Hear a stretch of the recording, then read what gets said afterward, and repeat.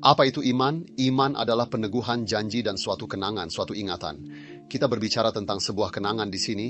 Saya tidak ingin terlalu membahas filsafat, tetapi mereka bertanya kepada Plato, apakah pengetahuan itu? Pengetahuan adalah mengingat. Sebelum manusia diciptakan dan ada, Tuhan menyiapkan suatu adegan simbolis. Cendekiawan besar seperti Maturidi dan Zemakshi menyebut ini sebagai narasi simbolik. Jadi sebenarnya tidak ada penjelasan seperti itu. Lebih tepatnya, tidak ada pemandangan seperti itu. Izinkan saya katakan ini di awal sebagai contoh, narasi representatif yang serupa. Ini adalah suatu teknik naratif, suatu metodologi. Kainnya elest. Bezmi berarti mengobrol dalam bahasa Persia. Allah akan berbicara denganmu, dan selama percakapan itu, dia akan berkata, mari kita lihat buku rekening, dan aku akan berkata, ya Tuhan, inilah hal-halnya. Dia juga akan mengatakan bahwa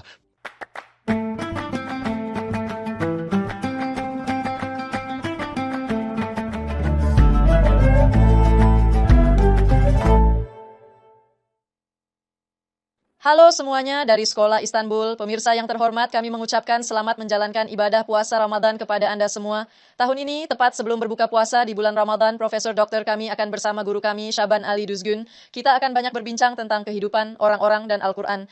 Jika Anda memiliki pertanyaan, Anda dapat menuliskannya di komentar. Anda dapat mengikuti kami di akun media sosial kami. Kami berharap Anda menikmati tontonan yang menyenangkan.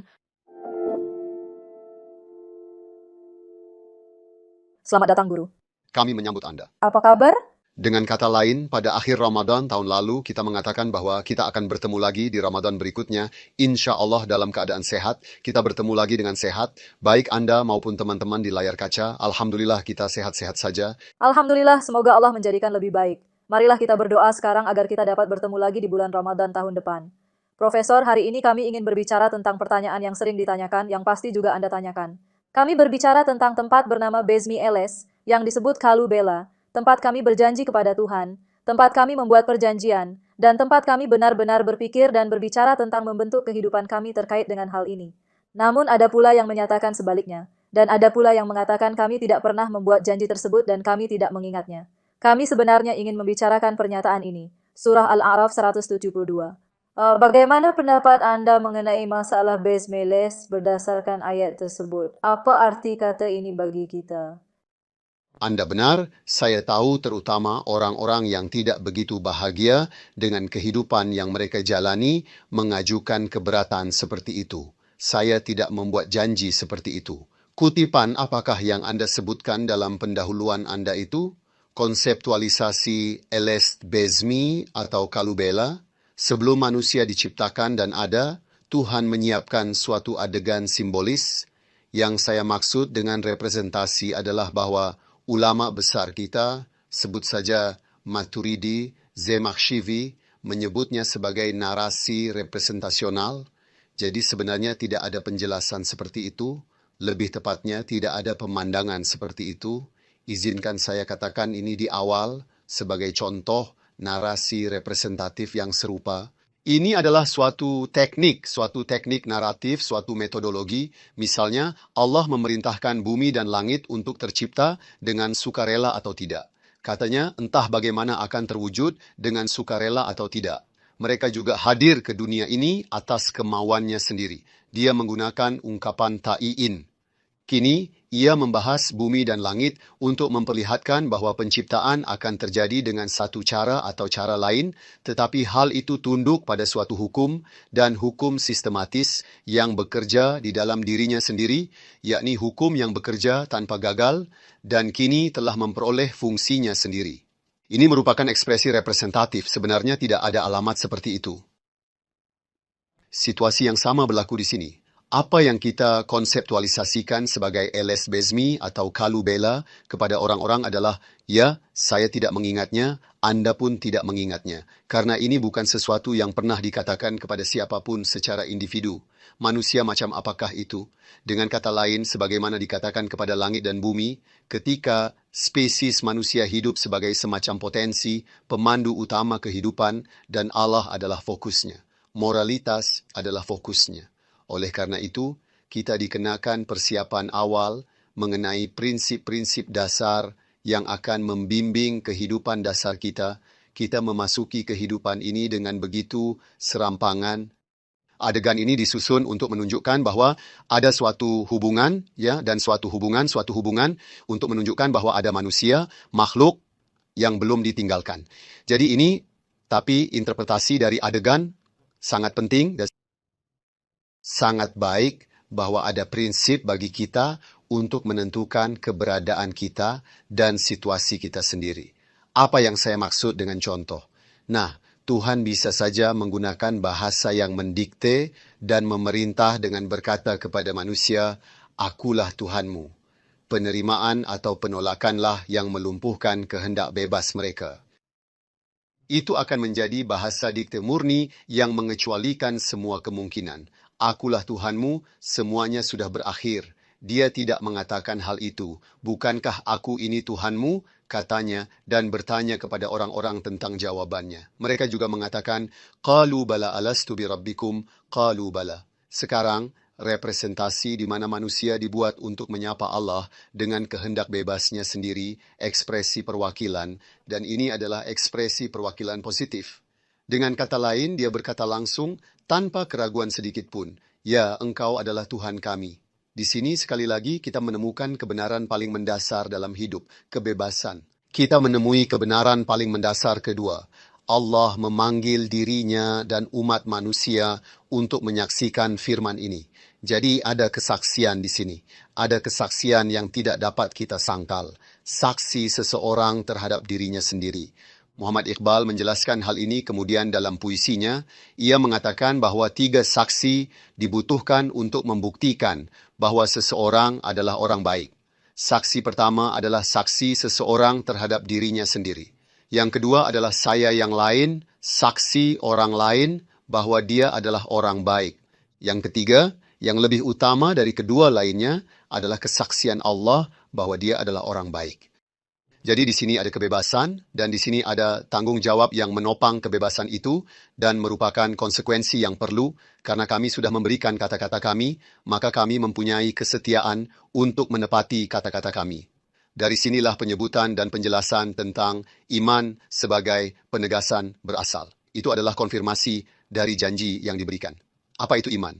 Iman adalah peneguhan janji dan suatu kenangan, suatu ingatan. Kita berbicara tentang sebuah kenangan di sini.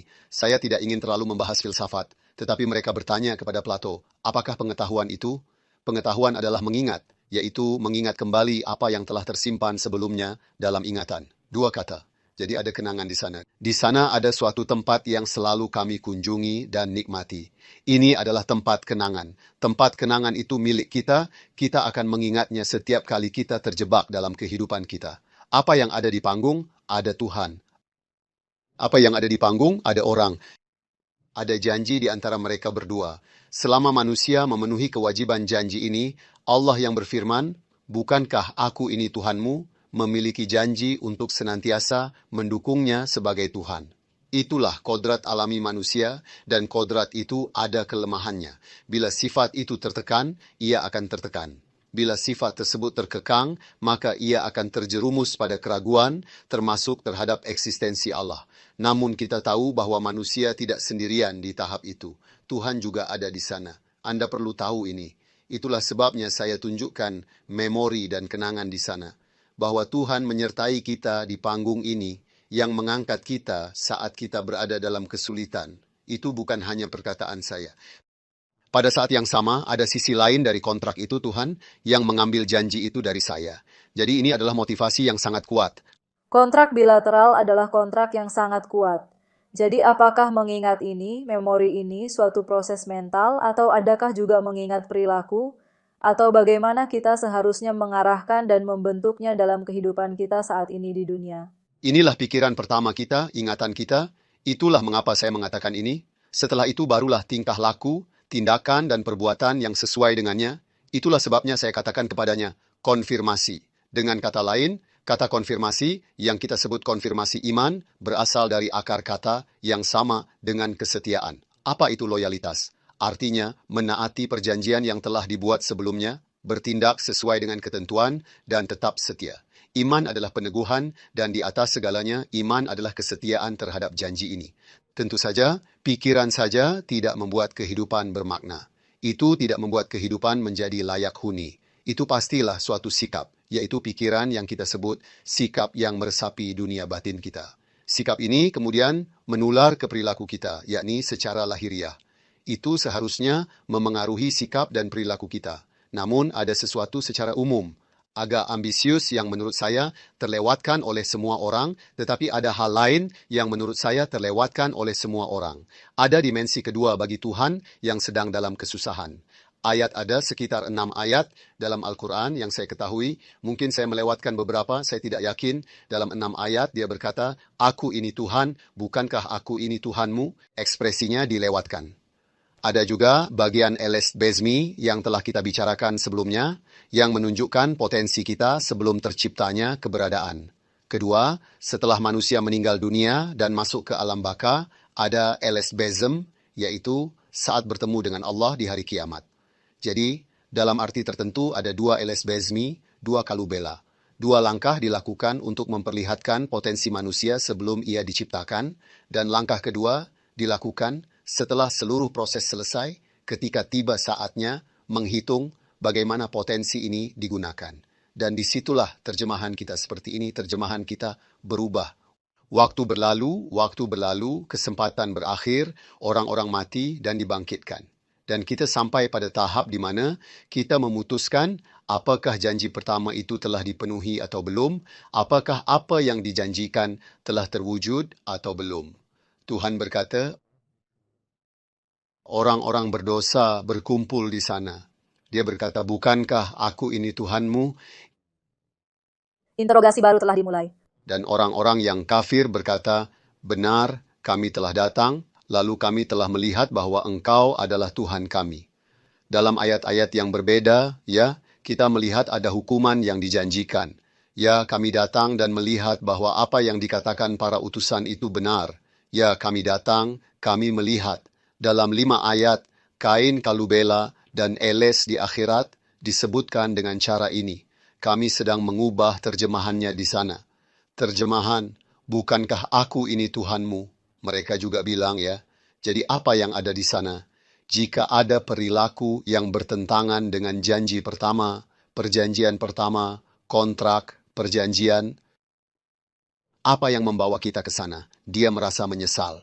Bagaimana kita memahami hal ini? Karena orang-orang yang menjadi bagian dari kejadian itu berkata, "Kami datang dan melihat ada siksaan. Kami datang dan melihat bahwa semua yang diceritakan kepada kami sebelumnya adalah benar. Ya Tuhan, tolong beri kami kesempatan lagi.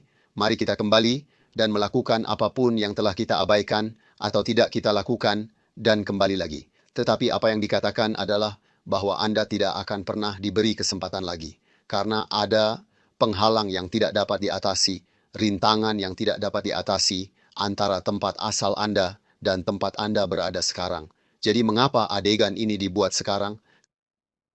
Karena disinilah Anda akan pergi dan disinilah pemandangannya. Oleh karena itu, sebelum tahap itu tiba, bersikaplah seolah-olah Anda telah tiba dan diberi kesempatan. Sebenarnya, kita perlu melakukan latihan. Benar sekali, sebenarnya, seperti yang saya sebutkan di awal, apa yang Maturidi dan Zemakhsyari sebut sebagai narasi simbolik sebenarnya adalah dramatisasi lengkap. Peran ditetapkan. Dalam peran, makhluk dalam setiap peran diberitahu apa yang harus dikatakan dan melalui representasi ini, aktualisasi dan realisasi kehidupan diinginkan. Itu ia. Kalau kita tidak berlatih dengan baik, kesalahan pasti akan terjadi saat kita naik panggung. Itu saja, itu saja. Baiklah guru, ada juga masalah perjanjian dalam agama Yahudi. Beralih ke pokok bahasan ini, seperti apa kaitan dan persamaan antara pemahaman perjanjian dalam Islam dengan persoalan kesepakatan dalam agama Yahudi. Ya, konsep perjanjian sebenarnya adalah perjanjian dalam agama Yahudi antara Tuhan dan orang Israel. Sebuah perjanjian yang dibuatnya disebutkan. Dia membuat janji pada mereka. Ini tidak boleh dipahami sebagai perjanjian milik Nabi atau bangsa manapun. Karena dilembagakan, itulah yang sebenarnya menjadi perjanjian dalam agama Yahudi. Atau bahtera perjanjian sebagaimana kita mengenalnya. Disebutkan bahwa ada sebuah peti yang di dalamnya menyimpan teks kontrak dan tablet tersebut. Pekerjaannya sedikit lebih dilembagakan, tertulis dan tersusun. Akan tetapi, Allah memiliki perjanjian dengan setiap orang yang dia ajak bicara dan setiap umat yang dia ajak bicara. setiap alamat, setiap kata mengandung perjanjian. Jadi kalau begitu, setelah acara ini selesai, mari kita lanjut ke acara berikutnya, Bu Fatma. Tentu saja kalau Bapak Guru yang memberitahu. Saya tidak mengatakan mari kita membuat perjanjian, tapi kita membuat perjanjian, jadi apakah itu benar? Oleh karena itu, Yudaisme mempunyai tempat khusus di sini, kedudukan khusus dalam perjanjian, tempat yang lebih terhormat. Tidak perlu mengatakan hal seperti itu. Suatu perjanjian dibuat, suatu kontrak dibuat, kontraknya bilateral. Jika salah satu pihak dalam kontrak ini melanggarnya, kontrak tersebut diakhiri, kondisi tersebut ditiadakan. Oleh karena itu, semua bangsa atau setiap individu harus tetap setia terhadap kontrak dengan Tuhan ini agar dapat bertahan selamanya. Allah akan menegakkan kedudukannya sebagai pencipta semua manusia, pelindung semua manusia, dan zat yang menegakkan hak, hukum, dan keadilan. Dia tidak akan pernah membawanya ke monopoli miliknya sendiri, ke tangannya sendiri. Dia tidak akan mengatakan, kami adalah hamba-hamba Allah yang dikasihi. Kamu dan yang lainnya adalah hamba-hamba Allah yang terkasih, sama seperti orang-orang Yahudi. Kata mereka kepada orang-orang. Oleh karena itu, terhormat dan dipilih.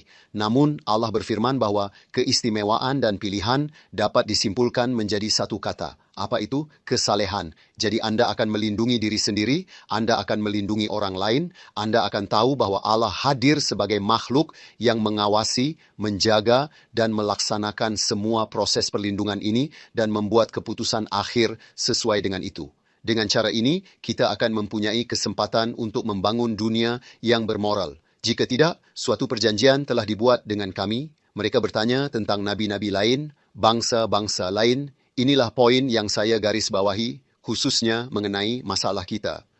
Saya minta agar hal ini dipahami. Teman-teman, perdebatan ini adalah perdebatan yang tidak perlu. Kontrak di sana dibuat untuk jiwa kita. Tubuh kita belum diciptakan. Kemudian, ketika jiwa yang membuat kontrak itu datang ke tubuh kita, terjadilah penyatuan. Rasanya seperti tanggung jawab telah terangkat. Ada perdebatan di sana, bukannya penghapusan tanggung jawab. Seolah-olah ada beberapa ulama dalam tradisi kita yang membedakan antara jiwa dan tubuh. Sebagian dari mereka menggunakan pembedaan jiwa tubuh dari perjanjian bulan ini dan perjanjian ini. Beberapa dari mereka tidak menerimanya, misalnya Ibn Al-Taimi mengatakan bahwa itu adalah penerimaan psikologis di sana, apa hubungannya dengan pembedaan jiwa tubuh.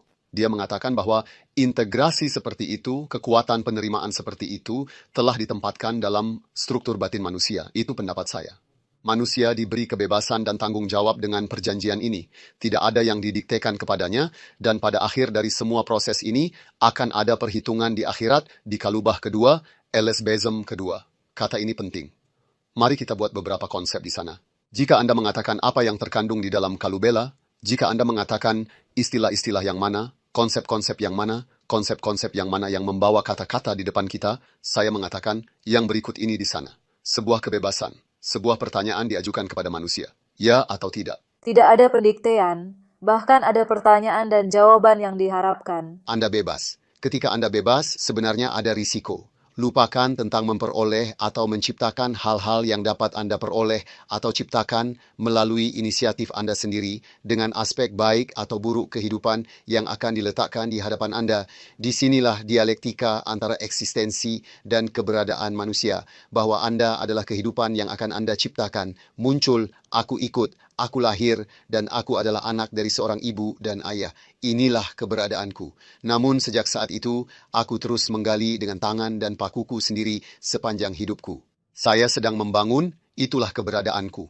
Ada dan eksistensi. Keberadaan adalah apa yang saya temukan siap. Keberadaan adalah apa yang saya bangun. Saya membangun kehidupan dan saya bebas. Akhirnya, ada konsep lain yang muncul ke permukaan, yaitu akuntansi di akhirat yang saya sebutkan. Akan ada akuntansi. Saya pikir ini adalah hal yang sangat indah. Maksudku, pikirkanlah, dalam hidup Anda memberi seseorang peran, Anda memberi mereka pekerjaan. Anda mengatakan bahwa setelah sebulan, kita akan duduk dan melihat bagaimana pekerjaan yang saya berikan kepada kita ini berjalan, dan kita akan melakukan akuntansi. Kamu bekerja sangat tepat waktu, sangat hati-hati, sangat teliti, sehingga pada akhirnya, Tahukah Anda di akhir bulan, saat Anda duduk bersama orang yang mempercayai Anda dengan segala hal yang Anda lakukan, Anda akan mengatakan sesuatu seperti ini. Saya berikan Anda manajemen sebuah perusahaan contoh, atau Anda datang ke pemrogramannya per item, saya lakukan ini, saya lakukan ini, saya lakukan ini. Pada akhirnya, dia melihat dan berkata, bravo, kamu hebat. Kau tidak mengecewakan dan tidak mengecewakan kepercayaanku padamu. Akuntansi adalah salah satu kata kunci pekerjaan ini. Itulah sebabnya ujung lain dari musibah, ujung lain dari pendulum adalah akhirat. Bezim berarti mengobrol dalam bahasa Persia. Allah akan berbicara denganmu, dan selama percakapan itu dia akan berkata, mari kita lihat buku rekening, dan aku akan berkata, ya Tuhan, inilah hal-halnya. Dia juga akan mengatakan bahwa Semoga, aku berjanji banyak sekali. sangat bagus, tapi ini kesempatan bagus. Ya. Tapi di sini Tuhan Anda mengatakan setelah 1 bulan. Misalnya ketika sebuah perusahaan memberikan pekerjaan tertulis setelah 1 bulan. Ia memiliki tanggal tertentu dan memberikan tenggat waktu. Tetapi ada sisi diri kita yang baik dan buruk. Dan kita tidak tahu kapan itu akan berakhir. Batas waktu hidup, ya. Ketika kehidupan berakhir, Kita dapat mengatakan bahwa hidup tetapi tidak tahu kapan akan berakhir terkadang menyebabkan penundaan. Terkadang berubah menjadi sesuatu yang tidak diketahui.